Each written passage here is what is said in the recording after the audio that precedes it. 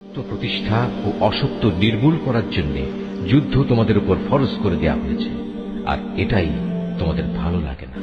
কিন্তু তোমাদের জেনে রাখা উচিত, এমন কোন জিনিস তো থাকতে পারে যা তোমাদের ভালো লাগে না, অথচ তাই তোমাদের জন্য কল্যাণকর। আবার একইভাবে এমন কোন জিনিস যা তোমাদের খুবই ভালো লাগবে, কিন্তু পরিণামে তা হবে তোমাদের জন্য খুবই ক্ষতিকর। আল্লাহ তাআলাই সব চাইতে ভালো জানেন, তোমরা কিছুই জানো না।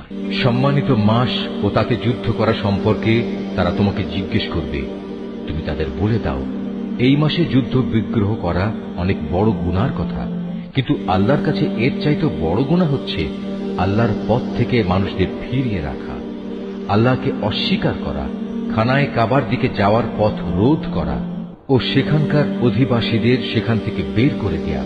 আর আল্লাহ দ্রোহিতার ফিতনা, ফাসাদ, হত্যাকাণ্ডের চাইতেও অনেক বড় অন্যায়। এ কারণেই এরা তোমাদের সাথে এ মাসসমূহে লড়াই বন্ধ করে দেবে বলে তুমি ভেবো না। তারা তো পারলে বরং তোমাদের সবাইকে তোমাদের ইসলামী জীবন বিধান থেকেও ফিরিয়ে দিতে চাই।